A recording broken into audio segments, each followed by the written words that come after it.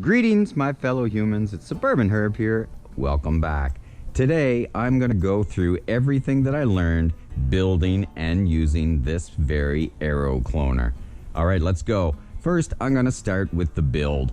Now, the reason I built one was partly for the challenge for the channel, and also what I found was I could build one for approximately the same or less as the lowest price commercially built one, and mine would be presumably slightly more robust with a bigger pump and more cloning sites.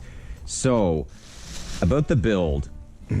Now, one thing I would recommend, my holes and my net cups don't exactly fit. So, unlike myself, where I got my net cups after I'd actually drilled the holes, I would recommend to you or anyone to make sure that your holes are gonna fit your net cups. I've got a little bit too much leeway there. I'm gonna have to do something to fix that. So that was one of the problems with this particular build.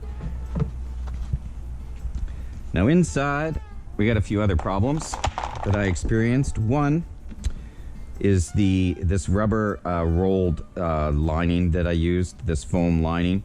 Whether it was moist when I put it on or it just isn't up to the task, I'm not sure, but I will have to modify that or find something to do because it will leak a little bit if you don't have some kind of lining on. And then finally, probably the biggest issue that I had with my particular build is the fact that I used this flexible tubing. Now, I used it because I was having great difficulty in finding any kind of rigid tubing, any kind of IPEX tubing. I could not find anywhere. I even had the tubing. I was actually just looking for the corner pieces and I just couldn't find them. So I thought I'd go with this flexible tubing. And when I first built it, when it was dry, it fit in there snug and it held up tight against the side of the walls, and I thought that I was a master craftsman. And then once I put it to use and things started getting wet and slimy, I would open up in the morning and I'd find this down under the water, so effectively not even spraying this side of the clones. So that happened a few days in a row, and you can actually see it in the clones. But that is something that will have to be resolved. What I ended up doing is just basically propping them up with these cups to keep them above the water. So that is something else that will have to be resolved. That will be slightly trickier, but I'm sure I can figure something out. So that was effectively the build. Now, about the usage itself. Now, since YouTube has started to restrict any videos that show our beautiful plants in any way, shape, or form, I won't be showing them here. However, I have a couple other videos where you can actually see the roots that this machine produced. So, despite all those issues, after about 10-11 days, I had a reasonable enough and some fairly good root action going on where I took and transplanted or planted 10 viable roots.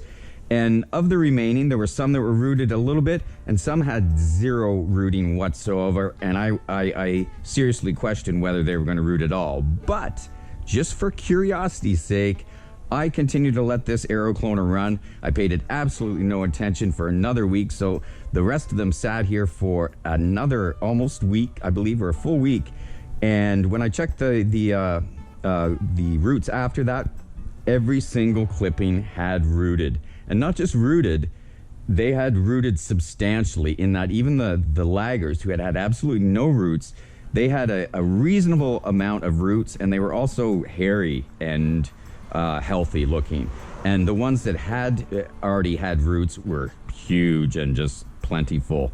So my summary overall, the build itself, a bit of a flop in that the flexible tubing is going to be the trickiest to try to fix, but I'll let you know when I do come up with a solution.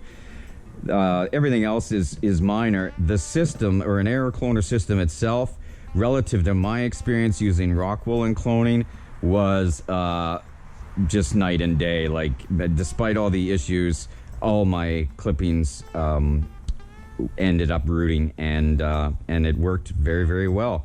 So my particular process, I ran the pump 24/7. I shut it off a few times just to check the clones.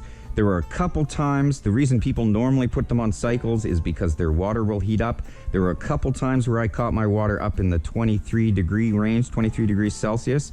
So at that time, I still wasn't, the roots still looked fine. I don't think that was actually necessarily too high, but I felt like it was getting higher. It was creeping up a bit. So at that time, I just added a little bit of cool water and just brought that temperature down just a degree or two, and it seemed to then stabilize. So I ran my pump 24/7. Within my water, I used just Clonex cloning solution in the water, and I pH'd it to around 6. And then my clones, my clippings themselves, I dipped them in a cloning gel. I used Root Tech, I believe. So that was my process. Actually, I had 2 T5 lights running, again, 24/7, pump running 24/7, and it worked beautifully. That's about all I can say. If you want to see the roots that it built, you're going to have to check out the other videos on the channel, because this one is plantless. Thanks, YouTube. All right, that's it for now. GoPro, stop recording.